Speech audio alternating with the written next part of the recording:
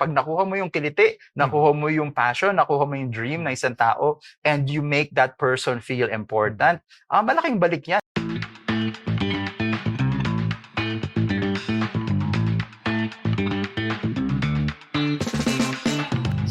So, let's start with yan. Ano ba yung one-on-one conversations and define it, Sir Eric, why is it very important today? You know, when I was starting my career in HR, akala ko kasi yung mga one-on-one conversations, palamuti lang, o kaya parang it's a matter of ticking the box lang, okay na yan. Kasi ano ba yung impact niyan sa business? Ano bang impact niyan sa organization? But as I mature in the profession, and also in the knowledge of how one-on-ones can really impact, I have become a real strong proponent of one-on-one.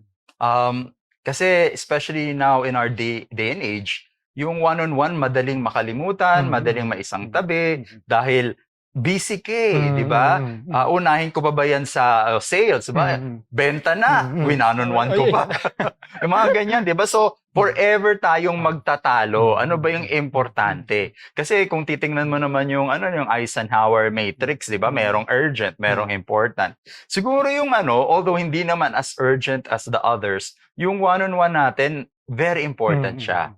Pero alam mo, kasi 'di ba dun sa box natin sa Eisenhower, kung familiar ka dun, may box 1 tayo kasi nandun yung mga crisis, ibig sabihin urgent and important. Kumbaga yung one-on-one pwede nating sabihin na important but not necessarily urgent. Pero kung papabayaan mo siya, iisang tabi mo siya, balang araw magiging crisis din siya, magiging box 1 din siya. Ang mahalaga nito, kasi lahat ng mga importanteng bagay, nilalagay na sa box 1. Halimbawa, may asawa ka na ba, Win? Ayun, di ba? Hello to my wife is Oo, di ba? watching. Correct. No? Minsan kasi, hindi as urgent yung mga matters of the household, di ba?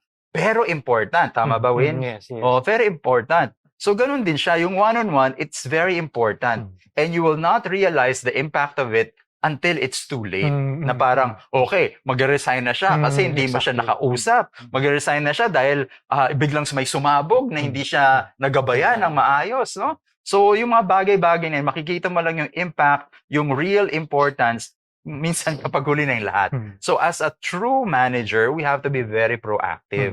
And kasama na dito, yung talagang pag-engage natin sa one-on-one sa ating mga direct reports. Actually, tama kayo sinabi mo kanina, no, yung one-on-one. Largely, ay para sa mga direct reports natin. It's conducted between managers and direct reports. Pero may mga one-on-one din tayo na pwedeng sa peer natin, pwedeng even external, kung mag-mentor ka o magagawa ka ng coaching. Or sometimes, kahit hindi mo direct report, pero dahil kailangan mong bahagian ng impormasyon, ng knowledge, ng paggabay, yun, nagiging one-on-one din siya.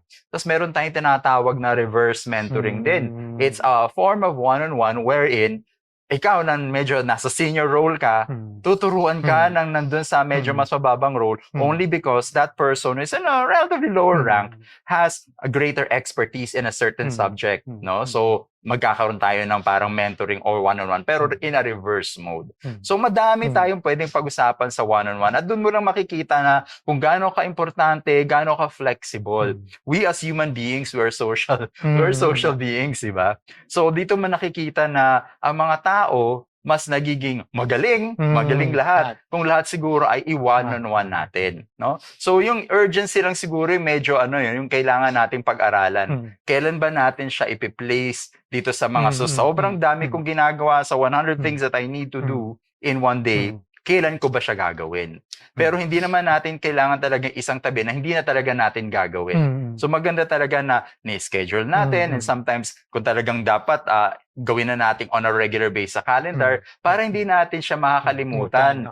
Oo, kasi pag nakalimutan, ayun ang ayaw natin mangyari. Magiging crisis siya at the end of the day, no? So ayaw natin magsisisi tayong lahat. At yung kasi madami ding benefits, no? Kung pag-uusapan natin yung benepisyo ng one-on-one, hindi mo mabibilang sa kamay mo lang kasi mayroon siyang amplifying effect, no? Alam mo naman natin na pag ang isang empleyado ay talagang na-engage mo, they would go the extra mile, di ba? They would even do sacrifices because they are aligned with your purpose, they are aligned with your dream, they are willing to give more than 100%, no? Yan yung mga bagay-bagay na talagang pag nakuha mo yung kiliti, nakuha mo yung passion, nakuha mo yung dream ng isang tao, and you make that person feel important, malaking balik yan. Malaking balik sa'yo, malaking balik sa kumpanya. At kasi sa palagay niya din, kasi di ba doon sa Maslow's hierarchy of needs, di ba? Win, yung unang-una doon, lahat lang yung pangailangan mo sa pagkain, seguridad. Pero pag pataas ng pataas ka, kailangan mo rin makita yung purpose mo. And there's also a need, even before going that, a need to be socially belonging. So dun unang-unang makikita mo na belong ba ako sa isang organization. Sometimes kasi, okay, feel mo na belong ka pag kasama mo yung mga kasamaan mo, yung mga peers mo. Pero ibang klase yung nagdulot ng one-on-one conversation, mas malalim, mas tagos yung pakiramdam na tanggap ako at kaisa ako sa pangarap ng aking boss. So iba talaga nabibigay nun. Kaya ang balik din sa'yo, pag magtrabaho siya, talaga naman, porsigido, mataas ang kalidad, maganda yung on time pa, very efficient. Iba talaga yung nababalik sa'yo ng one-on-one conversation. Kaya talaga, I'm a very strong proponent of this parang HR tool that everyone, all managers, whether you're a direct manager or not, kung hindi ka man talaga, if you're influencer, kasi you're a leader at any rate, you have to have that one-on-one. Of course, siguro mag-vary na lang yung frequency. But nonetheless, the approach, the authenticity, the empathy that has to be there, pare-pareho lang siya, no? Yun ang kailangan nating i-bring. Kasi at the day and age ngayon na puro AI, technology, sometimes naka-zoom ka na lang din, the greater the effort for you to show your humanity. Yung one-on-one, kahit paano, it's a great opportunity, whether that's 20 minutes, 30 minutes, you amplify the humanity of each other. Hindi lang na-amplify yung humanity ng empleyadong kausap mo, pati ikaw as a human being na-amplify, nagiging mas totoo ka, mas nagiging nakikita mo na mas nakaka-relate sa yung mga empleyado mo dahil nakikita ang totoong tao ka.